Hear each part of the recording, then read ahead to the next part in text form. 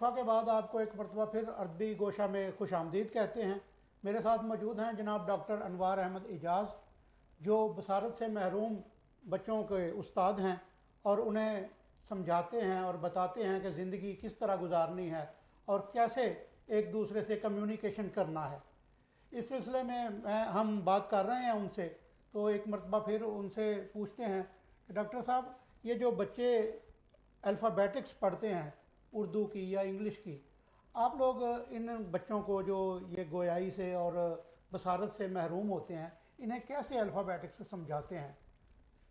जी, जब ये बच्चे हमारे पास आते हैं तो एक ना, जिसे कहते हैं ना, कि साफ स्लेट की तरह होते हैं। हमने अब जैसे वालिदैन जो हैं वो बच्चों को समझाते हैं कि बेटा ये अलफ है, ये बे है, ये पे है, छोटे छोटे कायदे होते हैं, अलफ अनार, बे बकरी, पे पंखा, ते तख्ती होते हैं। ऐसे जब बच्चे हमारे पास आते हैं तो जो हमारा कायदा होता है ना जी, उसमें अगर अलफ अनार है तो अलफ का भी इशारा होगा, या फर्ज करें ए एप्पल है तो एप्पल का भी इशारा होगा, और एप्पल का भी इशारा, ए का भी इशारा होगा। हम उन्हें ए भी बढ़ाएंगे, एप्पल के वो जो जितने वर्ड्स हैं, वो तमाम वो लफ्ज़ हैं, अल्फ़ाबेट्स, वो भी बताएंगे, और उनके मुताबिक हम उन्हें इशारा करके भी बताएंगे। और इस तरह से बच्चे जो है ना, अलफ से लेकर ये तक और ए से लेकर जेड तक जो है ना, वो सीखते चले जाते हैं। लेकिन चूंकि हमारे यहाँ जो है ज़रिया तालीम जो है वो टोटल कम्युनिकेशन है। हम बच्चों के साथ हम इशारों में भी बात करते हैं और बोल कर की बात करते हैं। बोल कर इसलिए बात करते हैं कि बाज़ बच्चे ऐसे होते हैं जिनके पास रेजिडुअल हेयरिंग मौजूद होती है, मतलब वो टोटल डेफ नहीं होते, उनके पास कुछ बाकी मानदा समात मौजूद होती है, जिसे अगर बर वक्त संभाल लिया जाए तो बच्चे सुनने के बाद समझने, इदराकी हिस्सा, और उसके बाद तालीमी अमल में अपनी उस सारी सलाहियत को जो आहिस्ता आहिस्ता ख़त्म हो जानी, उसे इस्तेमाल में ला सकते हैं। जी, तो आप हमें बताएंगे कि कुछ अल्फ़ाबेटिक्स के बारे में कि कैसे होते हैं, ये नाजरीन की दिलचस्पी के लिए और उनको बताने के लिए कि कैसे अलिफ बे या ए बी सी कैसे आप जी। मैं चूँकि हमारा जदीद दौर जो है वो अंग्रेज़ी तनाजुर में जा रहा है, मैं आपको ना अंग्रेज़ी के जो अल्फ़ाबेट्स हैं ना, मैं ज़रा उनके बारे में आपको समझाता हूँ, आपको बताने की कोशिश करता हूँ। लेकिन बुनियादी तौर पर यह ज़हन में रखा जाए कि ये गूंगे बहरे बच्चे सिर्फ अल्फ़ाबेट्स को इब्तदाई क्लासेस में लेते हैं, उसके बाद जितनी भी चीज़ें मौजूद हैं उनके बाकायदा इशारों की ज़ुबान है, उसमें अल्फ़ाबेट्स बहुत पीछे रह जाते हैं। हम सिर्फ समझाने के लिए, जैसे हमने एप्पल आप सामने रखा, अब हम उसके एक एक अल्फ़ाबेट्स को बताएंगे, ये तो हो सकता है, लेकिन जब हम एप्पल पर पढ़ाएंगे तो एप्पल का अपना एक इशारा देंगे, इस तरह से। जी, मैं आपको बताता हूँ कि हम ए से लेकर जेड तक किस तरह से बच्चों को पढ़ाते हैं। ये जो 5 उंगलियाँ हैं, इन्हें बावल्स भी समझ लें। ए, ये वाली अंगूठे शहादत और अंगूठा हम अगर साथ मिला दें तो ये ए बन जाता है, ठीक है। ये ई बन जाता है, ये ओ बन जाता है, यू बन जाता है, और ये ए ए ए ई आई ओ यू, ठीक हो गया। लेकिन हम बुनियादी तौर पर कैसे समझाते हैं? ए, ठीक जी, बी, ये दोनों अंगूठे और जो अंगूठे शहादत है ये मिलने के बाद सी।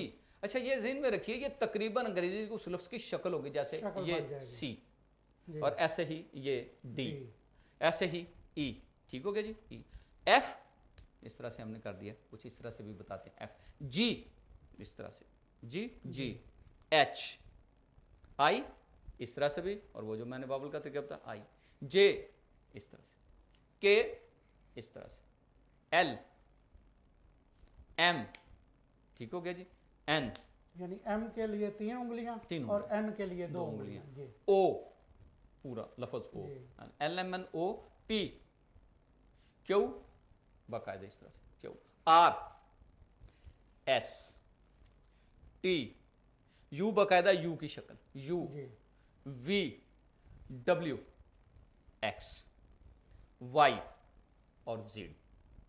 तो ये इस तरह से हम बच्चों को ना जो ए से लेकर जेड तक जो है ना, ये हर्फ सिखाते हैं। और ये सीखने का बुनियादी मकसद क्या होता है? बच्चे आपस में अंग्रेजी का जो कायदा है उस तनाजर में एक एक लफ्ज़ का जो है ना वो एक एक हर्फ का जो है ना वो इशारा समझ। डॉक्टर साहब, इसमें यह है कि कुछ बच्चे तो मुकम्मल तौर पर समाज से महरूम होते हैं, लेकिन कुछ बच्चों को कोई 20% 25% तक सुनता है। तो आप क्या जो ज़रिया तालीम है उनमें इन दोनों मुख्तलिफ़ किस्म के बच्चों के लिए क्या कोई मुख्तलिफ़ तरीका तालीम है या एक ही तरीके से आप सबको पढ़ाते हैं? जी, बुनियादी तौर पर ये ज़हन में रखें, जैसे कैटेगराइज किया जाता है, ये बच्चे जो है ना जो 20 dB तक सुनते हैं, हम इनके बारे में कहते हैं ये माइल्ड जो है ना ये माइल्ड है। अच्छा, 20 से लेकर ये 40 45 50 तक जो बच्चे सुनते हैं माइल्ड, ये हमें मॉडरेट गिनते हैं। اچھا 60 سے ابو 70 اور یہ جو ہیں یہ سویئر گنے جاتے ہیں، اور 80 سے ابو 90 تک جو ہے نا سویئر سے آگے پھر پرفاؤنڈ ہے، اور خدا نخواستہ کوئی بچہ جو ہے نا 90 ڈی بی سے اوپر جا کر سن رہا ہے یا جا کر آواز کا ریسپانس دیتا ہے. یہ سماعت کے بارے میں یہ ذہن میں رکھیے گا، یہ سن رہے نہیں، یہ آواز کا ریسپانس دیتے ہیں. یہ اتنی ڈی بی یعنی اتنی شدت کی آواز ان تک پہنچے تو پھر یہ کوئی آواز پر ریسپانس کرتے ہیں. ہم اس کو ریسپانس کو جو ہے نا وہ اس بارے میں بتا سکتے ہیں کہ یہ جو بچے ہیں نا اتنے ڈی بی تک جو ہے نا ان کا ہیئرنگ لاس ہو چکا ہے. اچھا ایک اور بات ہے، یہ ہمارے معاشرے کا ایک المیہ ہے کہ جن کے گھر کوئی ایسا بچہ پیدا ہو جاتا ہے جو خدا نہ کرے ذہنی طور پر معذور ہو یا گویائی سے محروم ہو یا سماعت سے یا بینائی سے محروم ہو، اعصاب کی طرح کوئی کسی طرح بھی ہو، اسپیشل بچہ ویسے تو ہوتا ہے وہ، لیکن لوگ ارد گرد کے معاشرے کے لوگ ان کے والدین کو عجیب سی طعنہ زنی شروع کر دیتے ہیں. تو اس قسم کے مسائل جو ہیں ان کے حل کے لیے آپ کے پاس کوئی تجویز یا کوئی ہے مسئلہ؟ دیکھیں جی یہ جو سماجی اور معاشرتی مسائل ہیں نا جی، ان پر تو صدیوں سے دیکھیں کام ہو رہا ہے. انسانیت کی فلاح و بہبود کے لیے انبیاء کا آنا اور علمی سطح پر انسانوں کو رہنمائی کرنا، فکر آخرت دینا، یہ انبیاء کا.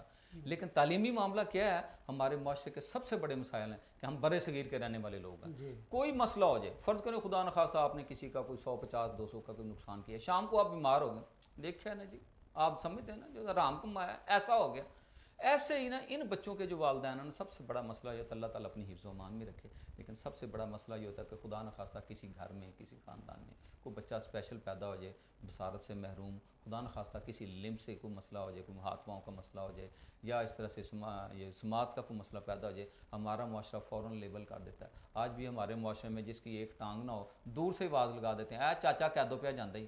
خدا نخواستہ کو بچہ نابینا بے بصارت پیدا ہو جائے تو ان کے بارے میں ہم جو ہے نا وہ بڑی تصدیق کے بندہ یہ حافظ صاحب نے جی، یہ انے نے جی، وہ ایسے یہ بڑے مسائل ہیں. ہمارے معاشرے کو نا اس حوالے سے اپنا مثبت رویہ رکھنے کی ضرورت ہے تاکہ یہ جو بچے جو ہیں نا یہ گاڈ گفٹڈ ہیں. ان کی ذمہ داری، ان کے والدین کی ذمہ داری انہیں تعلیم و تربیت دینا اور انہیں معاشرے کا کارآمد شہری بنانے میں والدین، اساتذہ اور معاشرہ بھرپور طریقے سے جب اپنا کام کرے گا تو یہ نونہال بھی جو ہے نا ہمارے معاشرے کے گل و گلزار ہوں گے. گویا ان کا سہارا بننا چاہیے، انہیں طعنہ زنی نہیں کرنی چاہیے، لیبلنگ نہیں کرنی. جی تو ناظرین یہاں ایک مرتبہ پھر وقفہ لینے کا وقت ہو گیا ہے، تو ہم لیتے ہیں ایک چھوٹا سا وقفہ، ہمارے ساتھ رہیے گا.